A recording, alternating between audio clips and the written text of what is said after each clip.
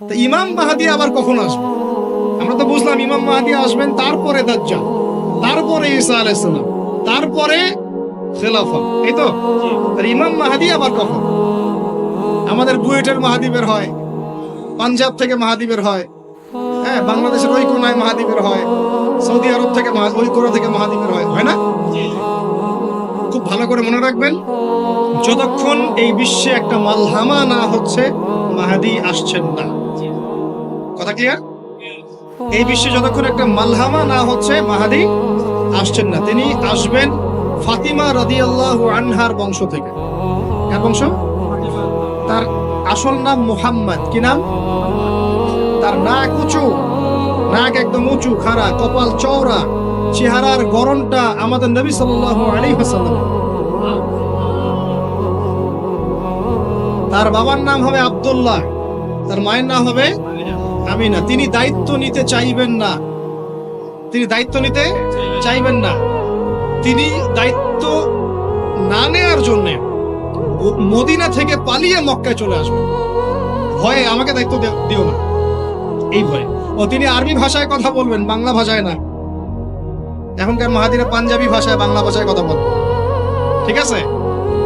এবং এই কাবা ঘর যেটা আমরা তাওয়াফ করি, এখানে যে হাজারে আসওয়াদ আছে না, আর এই যে হাজারে আসওয়াদ আর মাকাম ইব্রাহিম, এই দুটো জায়গার মাঝামাঝি মানুষ তাকে চিনে ফেলবে, এই তো মাহদী। তার হাতে মানুষ বায়াত নেবে 313 জন। কতজন? ওই তালুত বাহিনীতে 313, বদরও 313, এখানেও 313। এবার শুরু হবে আসল খেলা। এবার প্রথমে ওই আরবেরই একটা গোত্র, বনু কালব। কোন গোত্র? এই বনু কালব এই ইমাম মাহদীর বিরুদ্ধে যুদ্ধ করবে। আল মাহদী এই যুদ্ধে জয়লাভ করবেন ইনশাআল্লাহ। তারপরে সিরিয়া, শাম থেকে, শাম মানে শুধু সিরিয়াই না, ওই পুরো অঞ্চলটাই শাম, ওখান থেকে একটা দল আসবে এই মাহদীর সাথে যুদ্ধ করার জন্য। আল্লাহ পাক তাদেরকে মক্কা মদিনার মাঝখানে বাইদা নামক জায়গায় ধসে। কোন জায়গা? এরপরে মুসলমানদের আর কোনো পতন নাই, আর পিছনে ফিরে তাকানোর কোনো সুযোগ নাই। মুসলমানরা আর মাথা নিচু করবে না ইনশাআল্লাহ কোনোদিনের জন্য। তারপর চলতে থাকবে খালি ইসলামের বিজয় আর বিজয় আর বিজয় আর বিজয়। আল্লাহু আকবার। এভাবে চলবে। তবে মাহদী কখন আসবেন? আগে মালহামা, তারপর মাহদী। মালহামা কি তাহলে? এটা হচ্ছে একটা বিশাল যুদ্ধ। এটা কি? কেমন যুদ্ধ? নবীজি বলেছেন, এই রোমকরা, ইউরোপিয়ানরা তোমাদের সাথে অচিরেই চুক্তি ভঙ্গ করবে এবং 80টা পতাকা নিয়ে তোমাদের বিরুদ্ধে ওরা যুদ্ধ করবে। এই মালহামাটা হবে ইরাকের ফোরাত নদীর নিচেই হোক আর পাশেই হোক, আল্লাহ ভালো জানেন। ওখানে সোনার পাহাড়কে কেন্দ্র করে। কি কেন্দ্র করে? এই সোনা মানে সত্যিকার সোনাও হতে পারে, অথবা তেলও হতে পারে, আল্লাহ ভালো জানেন। তেল তো এখন সোনার জায়গা দখল করেছে, করে নাই? এই বিশ্বে তো সোনা চলে না, কি চলে? তেল। তো এটাকে কেন্দ্র করে যুদ্ধ হবে। নবীজি বলেছেন ওই যুদ্ধে এত ভয়াবহ হবে যে 100 জন যোদ্ধার মধ্যে 99 জনই মারা যাবে না। একটু মাথা খাটান যে এমন কোন যুদ্ধ কি হয়েছে পৃথিবীতে যেটাতে 100 জনের মধ্যে 99% মারা গেছে? তার মানে এটা হয়নি এখনো। আর একটা যুদ্ধে এত পার্সেন্ট মানুষ কিভাবে মরতে পারে? যদি সেটা ঢাল তলোয়ারের যুদ্ধ হলে কি মরতে পারে? নিশ্চয়ই এমন কোন অস্ত্র সেখানে প্রয়োগ করা হবে যাতে একাধারে অনেক মানুষ তাড়াতাড়ি মারা যায়। এটা এই অস্ত্র এখনকার যুগের কি অস্ত্র? নিউক্লিয়ার ওয়েপন্স হতে পারে, হতে পারে যদি এই যুগে সেটা হয়। আর যদি আল্লাহ পাক এটাকে আবার পূর্বের অবস্থায় নিয়ে যান, সেটাও হতে পারে, আল্লাহ ভালো জানেন। আমরা এটাকে ইন্টারপ্রিটেশন বলছি, এটা সঠিক হতে পারে, বেঠিক হতে পারে, অ্যাটলিস্ট একটা ধারণা তো পাচ্ছি। তারপর এই ইউফ্রেটিস নদীর এই সোনার পাহাড়কে কেন্দ্র করে এটা ঘটনা ঘটে। আল্লাহ নবী আরো বলেছেন সাল্লাল্লাহু আলাইহি ওয়াসাল্লাম, মুসলমানরা, আমাদের কথা বলছে, মুসলমানরা তোমরা যেন সেখানে হাতও না বাড়াও। কোন মুসলমান যেন ওই সোনায় হাতও না বাড়ায়, মানে ওই দিক থেকে আমরা যেন সম্পূর্ণ মুক্ত থাকি। ওরা মারামারি করে শেষ হয়ে যায়, বিশ্বটা হয়তো সংক্ষিপ্ত হয়ে আসতে পারে। যদি এরকম কোনো ম্যাসিভ নিউক্লিয়ার যুদ্ধ হয়ে যায়, যেটার আশঙ্কা অনেকেই করেন, মিলিটারি অ্যাফেয়ার্স যারা করেন তারা করেন, পলিটিক্স যারা করেন তারা করেন, এবং এই জায়নিস্টরা চাচ্ছে, এই জায়নিস্টরা খুব করে চাচ্ছে বিশ্বে এমন একটা যুদ্ধ লাগুক। একবার ইউক্রেন রাশিয়ার ইস্যু তুলে দেয়, একবার সিরিয়ার ইস্যু তুলে দেয়, একবার আফগান ইস্যু তুলে দেয়, একবার ইরাকে ইস্যু তুলে দেয়, একবার প্রথম বিশ্বযুদ্ধ লাগায়, একবার দ্বিতীয়টা লাগায়। ওরা খুব করে চাচ্ছে যেন আরো একটা লাগে। এবার যদি লাগে তাহলে এটা কনভেনশনাল যুদ্ধ হবে না, এটা দেখবেন একটা নিউক্লিয়ার যুদ্ধ হয়ে গেছে। সেটা হয়ে গেলে ওয়ার্ল্ডের আয়তন আর এমন থাকবে কিনা আল্লাহ ভালো জানে। এগুলো ভাবতে হবে, আমাদের করণীয় ফিক্স করতে হবে। আর আমরা কি করছি বললাম, ওই যে নেইমার দিকে ফুটবল খেলছি। আমরা কি করছি, আমরা মাশাআল্লাহ তেল বিক্রি করছি ওদের কাছে, আমরা ওদের কাছ থেকে পেট্রো ডলার চুক্তি করেছি, ওদের সাথে বন্ধুত্ব করার চেষ্টা করছি। আর আল্লাহ পাক কোরআনে বলেছেন লা তাত্তাখিযুল ইয়াহুদা ওয়ান নাসারা আউলিয়া, ওই আয়াতটা থাক, ওটা খালি তেলাওয়াতের জন্য, আমল করার জন্য না। আমার কথা কি বুঝতে পারছেন? ওলামায়ে কেরাম তো নিশ্চয়ই বুঝতে পারছেন। তো এখন আমি যে বললাম যে সুদভিত্তিক অর্থনীতির সাথে আমরা যেন সম্পৃক্ত না হই, হারাম না খাই, ঘুষ না খাই, বা হারাম রিজিকে না যাই, তাহলে ইবাদত কবুল হবে না। আদতে আমরা সবাই কোনো না কোনো ভাবে সুদ খাচ্ছি, কারণ পুরো সিস্টেমটাই সুদভিত্তিক। এখন এখান থেকে আমাদের উদ্ধারের পথ কি? একটা আয়াত আমি বলতে চাই, যেটাতে আপনি আশ্বস্ত হবেন কিছুটা। আল্লাহ পাক বলেছেন সূরা তালাকের মধ্যে, ফাত্তাকুল্লাহা মাস্তাতা'তুম, ফাত্তাকুল্লাহা মাস্তাতা'তুম, তোমরা সাধ্যমতো আল্লাহকে ভয় করো। মানে ইচ্ছা করে আপনি সুদের সাথে সম্পৃক্ত হবেন না, অনিচ্ছাকৃত যদি লেগে যায় গায়ে ছিটা ফোটা, আল্লাহ মাফ করে দিবেন ইনশাআল্লাহ। তাহলে ভাই আমরা যে মুসলিম পরিবারে জন্ম নিয়েছি, শুকরিয়া আদায় করতে হবে কিনা? তাহলে নামাজ পড়বো কিনা, রোজা রাখবো কিনা, পর্দা করবো কিনা, আমাদের পরিবারকে পর্দা রাখবো কিনা, বাচ্চাদেরকে আমরা কোরআন সুন্নাহ শেখাবো কিনা, আমরা নফল ইবাদত বাড়াবো কিনা, যাকাত দিব কিনা। বাংলাদেশে কিচ্ছু লাগবে না, কোনো বৈদেশিক ঋণেরও দরকার নাই, শুধু আপনারা যাকাত দেওয়া শুরু করেন। আমাদের স্যার আছে এখানে, উনি এই কথাগুলো আর উঁচু লেভেল পর্যন্ত পৌঁছাতে পারবেন, আমরা তো সব জায়গায় পৌঁছাতে পারবো না। কোনো বৈদেশিক ঋণের দরকার হবে না যদি আমি যাকাত দেওয়া শুরু করি। যাকাতের খাত কয়টা? 8টা। কয়টা? 8টা। খাতগুলো খুঁজে খুঁজে বের করেন, মুফতি সাহেবদের সাথে পরামর্শ করেন, দেখেন শুধু যাকাতের টাকা দিয়েই দেখবেন দারিদ্রতা দূর হয়ে গেছে ইনশাআল্লাহ। এটা প্রমাণিত অর্থনীতি, এটা কোনো কাল্পনিক অর্থনীতি নয়। আপনি উমর রাদিয়াল্লাহু আনহুর যুগে খুঁজে খুঁজে কোনো ফকির মিসকিন পাবেন না, পাবেন? উসমান রাদিয়াল্লাহু আনহুর যুগে আপনি খুঁজে খুঁজে মিসকিন পাবেন না। তাহলে তাদের সময় কিভাবে সম্ভব হলো, এখন কেন হয় না? কারণ হচ্ছে আমরা একে তো সুদভিত্তিক অর্থনীতির মধ্যে আছি, 1, 2 আমরা ওই যে পশ্চিমাদের এবং জায়নিস্টদের ঋণের জালে পড়ে গেছি, 2, আর 3 হচ্ছে আমরা যাকাত ছেড়ে দিয়েছি। মাঝে মাঝে আমরা দেই টুকটাক যাকাত মসজিদে, মাদ্রাসা, এখানে ওখানে, আর মনে করি যে আমি পাক্কা মুসলমান হয়ে গেছি। প্রথম নসিহত আজকের, আল্লাহ পাক আমাকে আমল করার তৌফিক দান করুন, আপনাদের সবাইকে তৌফিক দান করুন। উদখুলু ফিস সিলমি কাফা, তোমরা পরিপূর্ণরূপে ইসলামে প্রবেশ করো। যতদিন পর্যন্ত আমরা পরিপূর্ণ মুসলমান না হচ্ছি, পুরো বিশ্বে মায়ের খাওয়া বন্ধ হবে না। যে মুসলমান নামাজ পড়ে না, সে কেন মায়ের খাবে না আমাকে বুঝান। যে মুসলমানের নৈতিকতা নাই, 10টা টাকার জন্য ঈমান বিক্রি করতে পারে, সে কেন মায়ের খাবে না? যে বোন পর্দা করার ফুরসতই পাচ্ছে না, তার কাছে মনে হচ্ছে দেহের প্রদর্শনী মনে হয়, এটাই মনে হয় ভালো, তো সে কেন মায়ের খাবে না? কেন ধর্ষণের শিকার হবে না আমাকে বুঝান।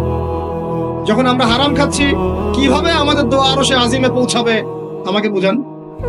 আর যখন আমরা রাষ্ট্রীয়ভাবে, জাতিগতভাবে আল্লাহর হুকুম আহকাম বিধানকে পাশ কাটিয়ে মানব রচিত বিধান চর্চা করছি, আল্লাহর রহমত কিভাবে নেমে আসবে আমাকে বুঝান। আমি বুঝি না ভাই, আমাকে বুঝান। কোন অপশন আছে?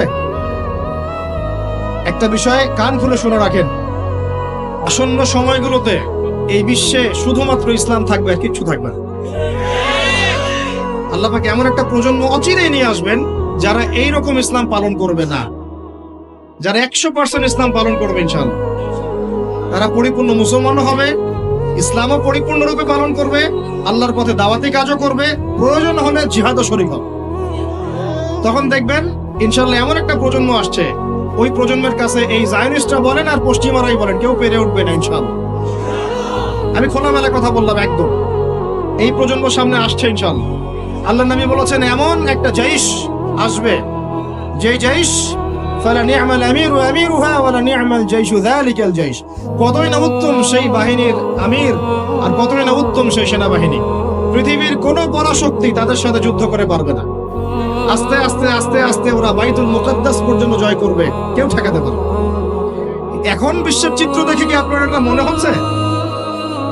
এখন বিশ্বের চিত্র দেখে কিন্তু মনে হচ্ছে না। এখন এখন বিশ্বের চিত্র দেখে মনে হচ্ছে সবকিছু আমাদের নেগেটিভ, আমাদের এগেইনস্টে যাচ্ছে, তাই না? পুরো বিশ্বে আমাদের কোনো খেলাফত নাই।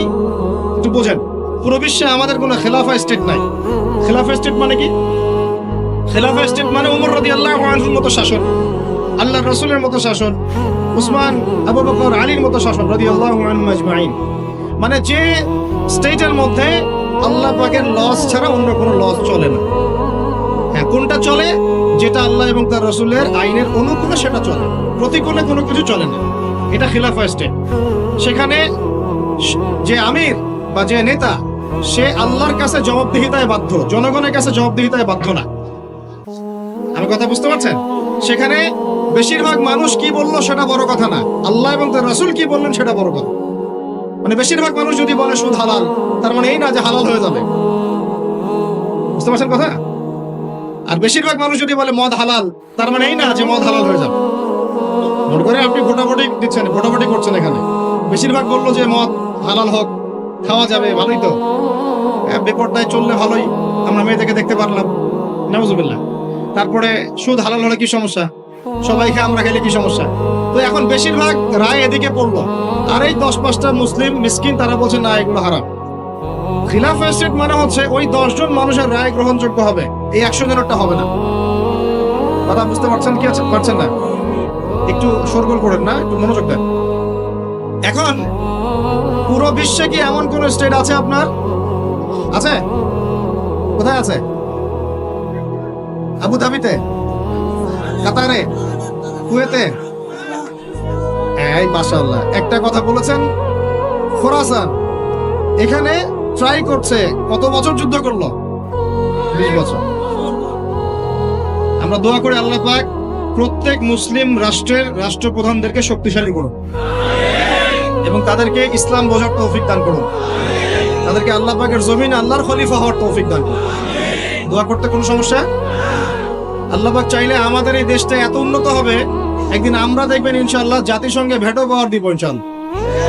যদিও এটা একটা কাল্পনিক স্বপ্নের মতোই, কিন্তু স্বপ্ন দেখতে দোষ আছে। তবে আমি নিশ্চিত, এটা আমি আমার কনফিডেন্স থেকে বলছি, ইমামুল মাহদি আসার সময় ইউনাইটেড নেশনস বলে কোনো নেশনস থাকবে না ইনশাআল্লাহ। ঈসা আলাইহিস সালাম যখন আসবেন, তখন জাতিসংঘ বলে কোনো সংঘ থাকবে না ইনশাআল্লাহ। আপনাদের কি মনে হয় ঈসা আলাইহিস সালাম যখন আসবেন, এসে জাতিসংঘে গিয়ে বলবেন আমার খেলাফা রাষ্ট্র কায়েমের অনুমোদন দেন? তাই মনে হয়? সে বলবে যে আমাকে ডলার দেন, ডলার দিয়ে কেনাবেচা করব। হ্যাঁ, সে বলবে যে আপনার রেজুলেশন পাস করেন, আমি প্যালেস্টাইন থেকে, জেরুজালেম থেকে ইসলামী খেলাফত কায়েম করতে চাই, আমাকে সমর্থন দেন। তিনি কি এগুলো করতে যাবেন? আপনার মনে হয় তিনি এসে ওয়ার্ল্ড ব্যাংকে গিয়ে বলবেন আমাকে লোন দেন, IMF এ গিয়ে বলবেন আমাকে লোন দেন? তার মানে ওই সময় এগুলোর কোনো অস্তিত্বই থাকবে না ইনশাআল্লাহ। এটা বোঝাই যাচ্ছে থাকবে না ইনশাআল্লাহ। আমি কি বলবো আমি জানি না, কিভাবে বললে আপনারা বুঝবেন তাও জানি না, আর আমিও জানি না এসব বলে কি হবে। আমি শুধু চাই আপনাদের মধ্যে একটা সচেতনতা তৈরি হোক, যাতে আপনারা আপনাদের পরিবার এবং পরবর্তী প্রজন্মকে বোঝাতে পারেন যা পৃথিবীতে চলছে এগুলো জুলুম। এই জুলুমের অবসান অচিরেই ঘটবে যখন আল মাহদি আসবে এবং ব্ল্যাক ফ্ল্যাগস, কালো পতাকাধারী বাহিনী বের হবে ইনশাআল্লাহ। যুদ্ধ করতে করতে করতে করতে এরা বাইতুল মুকাদ্দাস পর্যন্ত জয় করবে। আসবে, আল্লাহর বাহিনী আসবে। যখন আসবে আপনারা এমনিই বুঝতে পারবেন ইনশাআল্লাহ। ঠিক আছে? আর আমরা আমাদের পরবর্তী প্রজন্মকে বোঝাবো, জানাবো যে ইনশাআল্লাহ অচিরেই সেই বাইতুল মুকাদ্দাস আমাদের হতে যাচ্ছে ইনশাআল্লাহ। জাফর ইবনে আবি তালেব রাদিয়াল্লাহু আনহু আল্লাহর নবীর আপন চাচাতো ভাই, চাচা আবু তালেবের ছেলে। আলী ইবনে আবি তালেব, জাফর ইবনে আবি তালেব। জাফর ইবনে আবি তালেব রাদিয়াল্লাহু আনহু যুদ্ধ করতে গিয়েছেন মুতার যুদ্ধে। কোন যুদ্ধ? আল্লাহর নবী 3 জনকে সেনাপতি বানালেন, যায়েদ ইবনে হারেসা, আব্দুল্লাহ বিন রাওয়াহা এবং জাফর ইবনে আবি তালেব। কোন যুদ্ধে 3টা অধিনায়ক লাগে নাকি? একজন লাগে। তাহলে সাহাবীরা বুঝে ফেললেন যে আমরা এই যুদ্ধে গেলে শহীদ হব নিশ্চিত। কথা বুঝতে পারছেন? সবাই বিদায় নিয়ে চলে গেলেন। ওদের সৈন্য সংখ্যা প্রায় 2 লক্ষ। কত লক্ষ? মুসলিমদের সৈন্য সংখ্যা মাত্র 3000, মাত্র 3। আল্লাহ নবী বললেন যদি যায়েদ ইবনে হারেসা শহীদ হয়, আব্দুল্লাহ বিন রাওয়াহা তুমি পতাকা নিয়ে নিও। আব্দুল্লাহ বিন রাওয়াহা যদি শহীদ হয়, তাহলে জাফর তুমি পতাকা নিয়ে নিও। জাফরও যদি শহীদ হয়, তাহলে তোমাদের মধ্যে কোনো একজনকে তোমরা আমির বানিয়ে নিও। পরে আমির বানানো হয়েছিল সাইফুল্লাহ মাসলুল খালিদ বিন ওয়ালিদ রাদিয়াল্লাহু আনহু, এবং তার হাতেই বিজয়টা হয়েছিল। পরে 3000 সৈন্য নিয়ে তিনি 2 লক্ষ সৈন্য ঠেকিয়ে দিয়েছেন। জাফর রাদিয়াল্লাহু আনহু যখন শহীদ হন, প্রথমে তার ডান হাত পড়ে যায়। দেখছেন না, এক বাবা হাত নিয়ে ঘুরছে, বাচ্চা আরেক হাত খুঁজে পায় না, দেখছেন না আপনারা? ডান হাত পড়ে গিয়ে বাম হাত দিয়ে তরোয়াল চালানো শুরু করলেন। ওই যুদ্ধ তখন সত্যিকারের যুদ্ধ ছিল, এই তোমাদের মতো কাপুরুষের যুদ্ধ না, যে 100 মাইল দূর থেকে মিসাইল ছুড়বো আর এখান থেকে আমি ঠাস করে দেবো। তখনকার যুদ্ধ ছিল ওয়ান অ্যান্ড ওয়ান ব্যাটেল। তুমি সামনে অস্ত্র নিয়ে আসো, আমি সামনে অস্ত্র নিয়ে গেলাম, এরপরে দেখি কার কথা হলো। এমন ছিল না বিষয়টা, ওয়ান অ্যান্ড ওয়ান ব্যাটেল ছিল। আর তখন সাহাবীরা ছোটবেলা থেকে এগুলোতে প্রশিক্ষিত ছিলেন, নতুন না বিষয়টা, তারা ছোটবেলা থেকেই প্রশিক্ষিত ছিলেন, তীরন্দাজ ছিলেন, ঘোড়সাওয়ার ছিলেন, তখনকার যুগের প্রেক্ষাপট। তারপর তিনি বাহাতে তরোয়াল চালানো শুরু করলেন, এক পর্যায়ে বাহাতে পড়ে গেল। এরপর এই থুতনি দিয়ে তিনি পতাকাটা ধরে রাখছেন। এভাবে মুতার যুদ্ধের ইতিহাসটা পড়ে দেখেন, থুতনি দিয়ে এভাবে পতাকাটা ধরে রাখছেন। পতাকার মান, পতাকার সম্মান। আর সেই পতাকা আমাদের হাত থেকে পড়ে গেল, আরবের লোকজন তাকায় তাকায় দেখতেছে, সারা মুসলিম বিশ্ব তাকায় তাকায় দেখতেছে। এই গুনাহের ভার আল্লাহর কসম আপনার আমার সবার উপর বর্তাবে, কোনো উপায় নাই, সবার উপর বর্তাবে। আল্লাহ যেন মাফ করেন, আল্লাহ পাক মাফ করবেন না। আমি আল্লাহকে চিনি, আল্লাহ পাক মাফ করবেন না এভাবে, যতক্ষণ পর্যন্ত না আল্লাহ পাক একবার হিসাব নিচ্ছেন। কারণ ওলামায়ে কেরামকে জিজ্ঞাসা করে দেখেন, একটা মুসলিম রাষ্ট্রে যদি একজন মুসলিম নারীকে ধর্ষণ করা হয়, উঠিয়ে নিয়ে চলে যাওয়া হয়, রেপ করা হয়, অথবা একজন মুসলিম ভাইকে নির্মমভাবে হত্যা করা হয়, তাহলে ফতোয়া কি করা উচিত? তখন সবাই মিলে ওই জালেমের বিরুদ্ধে দাঁড়ানো ফরজ। যদি সে দাঁড়াতে না পারে, তার প্রতিবেশী দাঁড়াবে, সে না পারলে তার প্রতিবেশী দাঁড়াবে, আর যখন সেও পারবে না, পুরা উম্মাহ একসাথে মিলে দাঁড়াতে হবে। সেটা কি হয়েছে? করতে পেরেছি? পতাকা ধরে রাখলেন এইভাবে, পতাকা পড়তে দিলেন না। এক পর্যায়ে এক কাফেরের তরবারের আঘাতে তার শরীরটা দ্বিখণ্ডিত হয়ে গেল। এদিকে মদিনায় নবী সাল্লাল্লাহু আলাইহি ওয়াসাল্লাম খবর পেয়ে গেলেন। খবর পেয়ে বলছেন, এইমাত্র জাফর শহীদ হলো, এইমাত্র জাফর শহীদ হলো। সুবহানাল্লাহ। তখন তিনি, তার চোখ দিয়ে পানি পড়ছে, তিনি জাফরের বাসায় চলে গেলেন, ছুটে চলে গেলেন জাফর ইবনে আবি তালিবের বাসায়। তার ছোট ছোট বাচ্চা ছিল। আপনার আমার বাচ্চা নাই? ছোট ছোট বাচ্চা, তাদেরকে বুকে জড়িয়ে কান্নাকাটি করছেন। সাহাবীরা বলছেন, ইয়া রাসূলুল্লাহ, আপনি আল্লাহর রাসূল হয়ে কান্নাকাটি করছেন?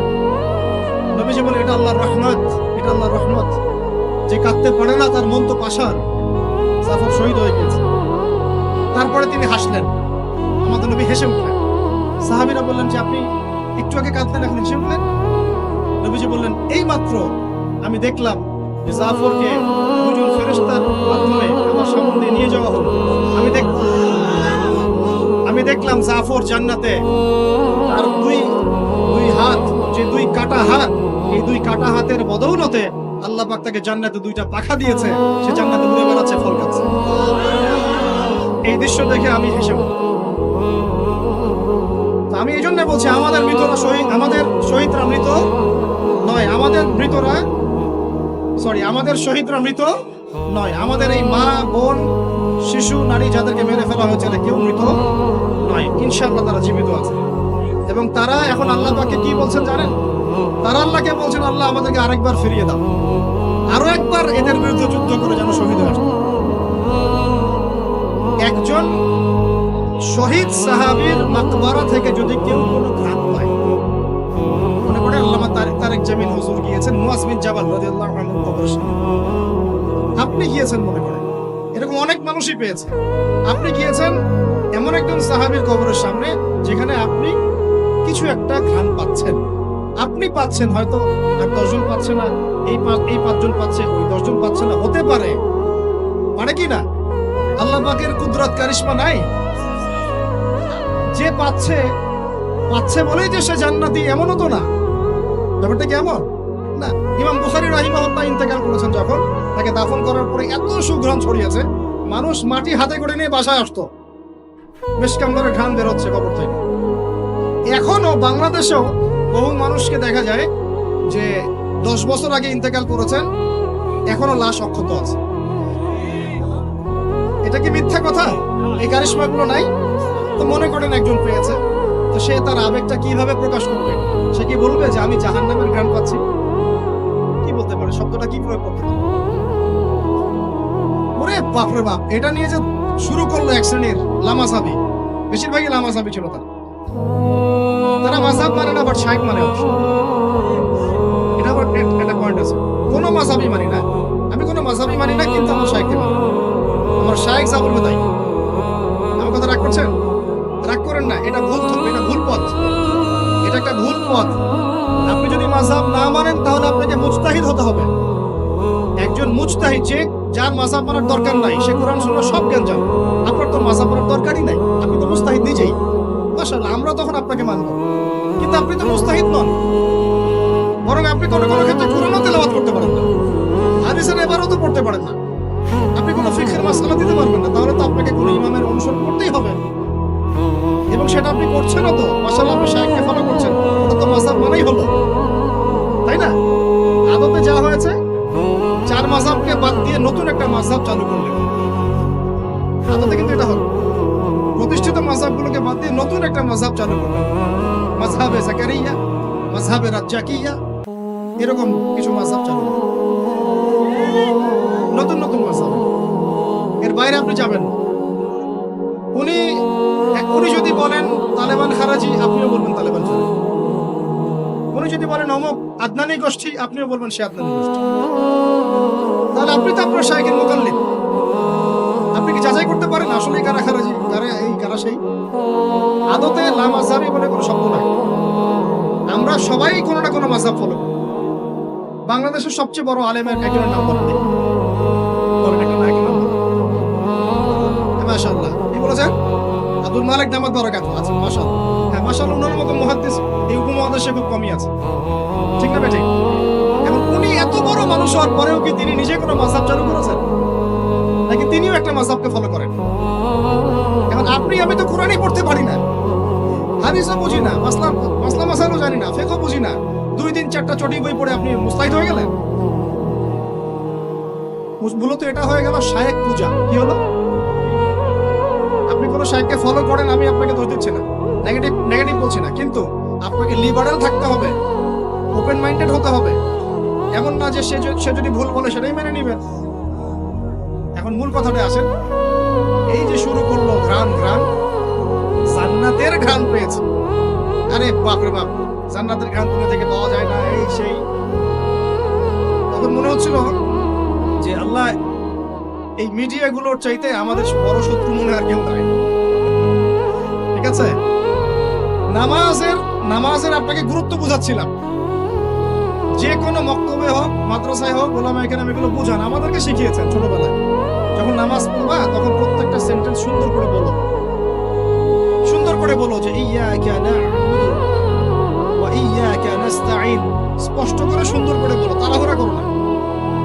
এখন আপনি মনে করেন বলছেন ইয়্যাকা না'বুদু ওয়া ইয়্যাকা নাস্তাঈন, এখানে কানা বলে কোনো শব্দ আছে? বলেন তো, কথাটা বুঝেন কি? শব্দটা ইয়্যাকা, শব্দটা কি? ইয়্যাকা একটা শব্দ, না'বুদু একটা শব্দ, ওয়া ইয়্যাকা একটা শব্দ, নাস্তাঈন একটা শব্দ। তো আপনি পড়ছেন ইয়্যাকা না'বুদু, ইয়্যাকা না'বুদু, এই কানা মানে আবার কে? শব্দটা হচ্ছে ইয়্যাকা না'বুদু, ইয়্যাকা না'বুদু ওয়া ইয়্যাকা নাস্তাঈন। এখন আমাদেরকে শেখানো হচ্ছে, ছোটবেলা থেকে শিখেছি যে সুন্দর করে তারতিলের সাথে কোরআন তেলাওয়াত করবে, যাতে প্রত্যেকটা শব্দের পার্থক্য বোঝা যায়। আপনি বলছেন, ধরেন কথার কথা, আপনি বলছেন, আমি বলছি আল্লাহু আকবার, আল্লাহু আকবার। এখন কেউ বলছে আল্লাহু আকবার, আল্লাহু আকবার, শব্দটা কি হু আকবার না আল্লাহু আকবার? একটা সৌন্দর্য আছে না? এইটাই বুঝাচ্ছিলাম যে সামিআ আল্লাহু লিমান হামিদা, সামিআ আল্লাহু লিমান হামিদা। এই বাপ রে বাপ, কি দিয়ে শুরু করলো! তখন মনে হচ্ছে সংসদে বিল পাস করা খালি বাকি রাখছে, এটা সংসদ পর্যন্ত নিয়ে যাবে, এটা মনে হচ্ছিল আমার কাছে। হায় রে বাঙালি জাতি! ভাই, মূল কথা আজকের লেকচারের, পুরো বিশ্বে আমাদের অবস্থা ভালো না, মূল জায়গায় থাকবেন, শাখা প্রশাখায় যাবেন না। আমাদের মূল জায়গা হচ্ছে পরিপূর্ণ ইসলাম পালন করব, নিজে করব, আমার পরিবারে প্রতিষ্ঠা করব ইনশাআল্লাহ, আমার বাচ্চাদের মধ্যে প্রতিষ্ঠা করব ইনশাআল্লাহ। আমরা উলামায়ে কেরামের মধ্যে কোনো বিভক্তি সৃষ্টি করব না, আমরা ইস্যু পাগল হব না, আমরা মাজলুমের পক্ষে থাকব, আমরা জালেমের বিপক্ষে থাকব। মুনাফিকদের সাথে কোনো আপোষ নাই, জালেমদের সাথে কোনো আপোষ নাই। আমরা উম্মার ঐক্যের চেষ্টা করব, বিভক্তির দিকে যাব না। আমরা হালাল খাবো, আমাদের উপরে যারাই গভর্নমেন্টে আসুক আমরা আনুগত্য করব, আমরা আনুগত্য করব, আমরা তাদের সাথে বিদ্রোহে যাব, তাদেরকে ওয়াজ নসিহত করব, বোঝানোর চেষ্টা করব এবং জাতিগত ঐক্য ধরে রাখবো। হ্যাঁ, তারা যদি সরাসরি ইসলামের বিরুদ্ধে চলে যায় তখন যা করার তাই করব, কিন্তু সরাসরি কি তারা ইসলামের বিরুদ্ধে যাচ্ছেন? যাচ্ছেন। অতএব এখানে আমরা কোনো ফাসাদ সৃষ্টি করব না, কোনো দরকার নাই ভাই। মুসলিম মুসলিম মারামারি করে এগুলো শহীদ না, মুসলিম মুসলিম লাঠি বৈঠা নিয়ে মারামারি করে এগুলো শহীদ হবে না, সাবধান, এটা সঠিক পথ নয়। তবে আমরা অবশ্যই অবশ্যই তাদেরকে নসিহত করবো, দোয়া করবো, জাতিগত ঐক্য ধরে রাখবো এবং আমাদের লক্ষ্য আমরা স্থির রাখবো। আমাদের লক্ষ্যটা কি ভাই? ওই বাইতুল মুকাদ্দাস। লক্ষ্যটা কি? বাইতুল মুকাদ্দাস। ইনশাআল্লাহ পুরো বিশ্ব থেকে আস্তে আস্তে জালেমদের পতন ঘটবে ইনশাআল্লাহ, মাজলুমের রক্ত বৃথা যাবে না ইনশাআল্লাহ। ইনশাআল্লাহ আমাদের শহীদরা মৃত নন ইনশাআল্লাহ, তাদেরকে রিজিক দেওয়া হচ্ছে। আমরা সবাই মন খুলে দোয়া করবো তাদের জন্য। এখন কনক্লুশনে আসি, বিশ্বের এই অবস্থায় আমাদের অবস্থাটা কি একটু দেখাই, তারপর শেষ করে দিই। একটু বসেন 10টা মিনিট খালি মনোযোগ দেন। আমাদের অবস্থা কি দেখেন? পুরো বিশ্বে কি আমাদের খেলাফা আছে? বললাম নাই। পুরো বিশ্বের অর্থনৈতিক শক্তি আমাদের হাতে আছে? রাজনৈতিক ক্ষমতা আমাদের হাতে আছে? বৈশ্বিক রাজনৈতিক ক্ষমতা আছে? নাই। আমাদের কি মিডিয়াগুলো সব স্বতন্ত্র, নিজের স্বাধীন? আমাদের কি এই পারমাণবিক অস্ত্রশস্ত্র ওয়েপন্স আছে? আছে ভাই? নাই। আমাদের কি ঐক্যবদ্ধ জাতির একটা নেতা আছে? মানে আমি ওয়ানজেলা এরকম কিছু আছে? নাই। এখন এই অবস্থায় আমরা যদি আমাদের অবস্থানকে উন্নত করতে চাই, বিশৃঙ্খলা করে না, একটু বসেন, জাস্ট 5টা মিনিট বসেন, শেষ করে দিচ্ছি। একটু পরে দোয়া হবে, তারপরে আমরা যাবো। এই অবস্থায় আমরা কি চাই? আগে আমাকে বলেন, আমরা কি চাই যে আমাদের অবস্থা আগের মতো হোক? আগের মতো বলতে রাসূলের যুগের মতো, সাহাবীদের যুগের মতো আমরা কি চাই আমাদের অবস্থা আবার সেরকম হোক? তাহলে ভাই সর্বপ্রথম আমাদের সবাইকে ইলম অর্জন করতে হবে। রাজি আছে কিনা? পড়াশোনা করতে রাজি আছে কিনা? ইনশাআল্লাহ সবাই কোরআন তেলাওয়াত শিখবো ইনশাআল্লাহ। রাজি আছে কিনা? সবাই কোরআনের অর্থ পড়বো। রাজি আছে কিনা? প্রতিদিন কমপক্ষে 5টা করে হাদিস পড়বো। রাজি আছে কিনা? বাংলাদেশের বরেণ্য উলামায়ে কেরামদের সাথে সোহবতে থাকবো। রাজি আছে কিনা? আমরা সবাই হালাল খাবো ইনশাআল্লাহ। রাজি আছে কিনা? হারাম থেকে দূরে থাকবো। রাজি আছে কিনা? আমাদের পরিবারে আমরা বেপরদামি ঢুকতে দিব না। রাজি আছি? আমাদের সন্তানদেরকে মানুষ করবো। রাজি আছি? আমরা আমাদের এই সমাজের মধ্যে মানব সৃষ্ট কোনো ফাসাদ সৃষ্টি করবো না। রাজি আছি ইনশাআল্লাহ? আমরা মুসলিম উম্মার নির্যাতিত ভাই বোনদের জন্য দোয়া করবো। রাজি আছি কিনা? তাদের জন্য আল্লাহর দরবারে কান্নাকাটি করবো। রাজি আছি কিনা? আমরা উম্মার মাঝে কোনো বিভক্তি সৃষ্টি করবো না। রাজি আছি কিনা? আমরা সবাই মিলে দ্বীনের দাওয়াতি কাজ করবো। রাজি আছি কিনা? আমরা সবাই মিলে প্রয়োজনে আল্লাহর দ্বীনের জন্য জিহাদ করবো। রাজি আছি কিনা? আল্লাহ পাক আমাদের সবাইকে যেন কবুল করেন, আমিন। শেষ কথা শুনে রাখেন, এই জুলুম চিরস্থায়ী হবে না। এই বাংলাদেশ ঈসা আলাইহিস সালাম শাসন করবে ইনশাআল্লাহ। আপনারা ইলেকশন করেন, হরতাল করেন, এই করেন সেই করেন, আমার কথাটা ছোট ভাই হিসেবে বিশ্বাস করেন। আমি কোনো দলের মানুষ না, আমি সবার শুভাকাঙ্ক্ষী। এই বাংলাদেশ ঈসা আলাইহিস সালাম শাসন করবে ইনশাআল্লাহ। এই ভারত ঈসা আলাইহিস সালাম শাসন করবে। এই জেরুজালেম ঈসা আলাইহিস সালাম শাসন করবে। এই আরবের যত কান্ট্রি দেখতেছেন সবগুলো ঈসা আলাইহিস সালাম শাসন করবে। তার আগ পর্যন্ত আপনারা এই খেলা চালাতে থাকেন, কোনো লাভ নাই। আস্তে আস্তে সব শেষ হয়ে যাবে। এখন একটা মজার প্রশ্ন, এই প্রশ্নটা দিয়ে শেষ করি। তো ইমাম মাহদী আবার কখন আসবে? আমরা তো বুঝলাম ইমাম মাহদী আসবেন, তারপরে দাজ্জাল, তারপরে ঈসা আলাইহিস সালাম, তারপরে খেলাফত, এই তো। আর ইমাম মাহদী আবার কখন? আমাদের বুয়েটের মাহদী বের হয়, পাঞ্জাব থেকে মাহদী বের হয়, হ্যাঁ, বাংলাদেশের ওই কোনায় মাহদী বের হয়, সৌদি আরব থেকে ওই কোনা থেকে মাহদী বের হয়, হয় না? খুব ভালো করে মনে রাখবেন, যতক্ষণ এই বিশ্বে একটা মালহামা না হচ্ছে মাহদী আসছেন না। কথা ক্লিয়ার? এই বিশ্বে যতক্ষণ একটা মালহামা না হচ্ছে মাহাদি আসছেন না। তিনি আসবেন ফাতিমা রাদিয়াল্লাহু আনহার বংশ থেকে। কার বংশ? তার আসল নাম মুহাম্মদ। কি নাম? তার নাক উঁচু, নাক একদম উঁচু খাড়া, কপাল চওড়া, চেহারার গড়নটা আমাদের নবী সাল্লাল্লাহু আলাইহি ওয়াসাল্লাম। তার বাবার নাম হবে আব্দুল্লাহ, তার মায়ের নাম হবে আমিনা। তিনি দায়িত্ব নিতে চাইবেন না, তিনি দায়িত্ব নিতে চাইবেন না। তিনি দায়িত্ব না নেওয়ার জন্য মদিনা থেকে পালিয়ে মক্কায় চলে আসবেন। ভয়ে আমাকে দায়িত্ব দিও না, এই ভয়ে। ও তিনি আরবি ভাষায় কথা বলবেন, বাংলা ভাষায় না। এখনকার মাহাদিরা পাঞ্জাবি ভাষায়, বাংলা ভাষায় কথা বল, ঠিক আছে? এবং এই কাবা ঘর যেটা আমরা তাওয়াফ করি, এখানে যে হাজারে আসওয়াদ আছে না, আর এই যে হাজারে আসওয়াদ আর মাকাম ইব্রাহিম, এই দুটো জায়গার মাঝামাঝি মানুষ তাকে চিনে ফেলবে। এই তো মাহদি। তার হাতে মানুষ বায়াত নেবে 313 জন। কতজন? ওই তালুত বাহিনীতে 313, বদরও 313, এখানেও 313। এবার শুরু হবে আসল খেলা। এবার প্রথমে ওই আরবেরই একটা গোত্র বনু কালব। কোন গোত্র? এই বনু কালব এই ইমাম মাহাদির বিরুদ্ধে যুদ্ধ করবে। আল মাহদি এই যুদ্ধে জয়লাভ করবেন ইনশাআল্লাহ। তারপরে সিরিয়া, শাম থেকে, শাম মানে শুধু সিরিয়াই না, ওই পুরো অঞ্চলটাই শাম, ওখান থেকে একটা দল আসবে এই মাহদির সাথে যুদ্ধ করার জন্য। আল্লাহ পাক তাদেরকে মক্কা মদিনার মাঝখানে বাইদা নামক জায়গায় ধসিয়ে দেবে। কোন জায়গা? কথা বুঝতে পারছি? এরপরে মুসলমানদের আর কোনো পতন নাই, আর পিছনে ফিরে তাকানোর কোনো সুযোগ নাই। মুসলমানরা আর মাথা নিচু করবে না ইনশাআল্লাহ কোনোদিনের জন্য। তারপর চলতে থাকবে খালি ইসলামের বিজয় আর বিজয় আর বিজয় আর বিজয়। আল্লাহু আকবার। এভাবে চলবে। তবে মাহাদি কখন আসবেন? আগে মালহামা, তারপর মাহাদি। মালহামা কি তাহলে?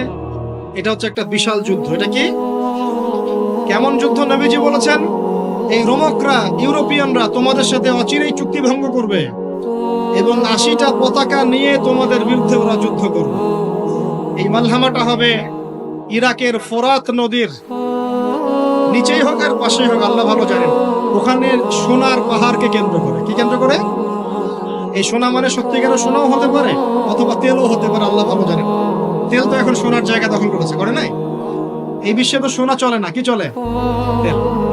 তো এটাকে কেন্দ্র করে যুদ্ধ হবে। নবীজি বলেছেন ওই যুদ্ধে এত ভয়াবহ হবে যে 100 জন যোদ্ধার মধ্যে 99 জনই মারা যাবে না। একটু মাথা কাটান যে এমন কোন যুদ্ধ কি হয়েছে পৃথিবীতে যেটাতে 100 জনের মধ্যে 99% মারা গেছে? তার মানে এটা হয়নি এখনো। আর একটা যুদ্ধে এত পার্সেন্ট মানুষ কিভাবে মরতে পারে? যদি সেটা ঢাল তলোয়ারের যুদ্ধ হলে কি মরতে পারে? নিশ্চয়ই এমন কোন অস্ত্র সেখানে প্রয়োগ করা হবে যাতে একাধারে অনেক মানুষ তাড়াতাড়ি মারে। এটা এই অস্ত্র এখনকার যুগের কি অস্ত্র? নিউক্লিয়ার ওয়েপন্স হতে পারে, হতে পারে যদি এই যুগে সেটা হয়। আর যদি আল্লাহ পাক এটাকে আবার পূর্বের অবস্থায় নিয়ে যান, সেটাও হতে পারে, আল্লাহ ভালো জানেন। আমরা এটাকে ইন্টারপ্রিটেশন বলছি, এটা সঠিক হতে পারে, বেঠিক হতে পারে। অ্যাটলিস্ট একটা ধারণা তো পাচ্ছি। তারপর এই ইউফ্রেটিস নদীর এই সোনার পাহাড়কে কেন্দ্র করে এটা ঘটনা ঘটে। আল্লাহ নবী আরো বলেছেন সাল্লাল্লাহু আলাইহি ওয়াসাল্লাম, মুসলমানরা, আমাদের কথা বলছে, মুসলমানরা তোমরা যেন সেখানে হাতও না বাড়াও। কোন মুসলমান যেন ওই সোনায় হাতও না বাড়ায়, মানে ওই দিক থেকে আমরা যেন সম্পূর্ণ মুক্ত থাকি। ওরা মারামারি করে শেষ হয়ে যায়। বিশ্বটা হয়তো সংক্ষিপ্ত হয়ে আসতে পারে যদি এরকম কোন ম্যাসিভ নিউক্লিয়ার যুদ্ধ হয়ে যায়, যেটার আশঙ্কা অনেকেই করেন। মিলিটারি অ্যাফেয়ার্স যারা করেন তারা করেন, পলিটিক্স যারা করেন তারা করেন। এবং এই জায়নিস্টরা চাচ্ছে, এই জায়নিস্টরা খুব করে চাচ্ছে বিশ্বে এমন একটা যুদ্ধ লাগুক। একবার ইউক্রেন রাশিয়ার ইস্যু তুলে দেয়, একবার সিরিয়ার ইস্যু তুলে দেয়, একবার আফগান ইস্যু তুলে দেয়, একবার ইরাকে ইস্যু তুলে দেয়, একবার প্রথম বিশ্বযুদ্ধ লাগায়, একবার দ্বিতীয়টা লাগায়। ওরা খুব করে চাচ্ছে যেন আরো একটা লাগে। এবার যদি লাগে তাহলে এটা কনভেনশনাল যুদ্ধ হবে না, এটা দেখবেন একটা নিউক্লিয়ার যুদ্ধ হয়ে গেছে। সেটা হয়ে গেলে ওয়ার্ল্ডের আয়তন আর এমন থাকবে কিনা আল্লাহ ভালো জানে। এগুলো ভাবতে হবে, আমাদের করণীয় ফিক্স করতে হবে।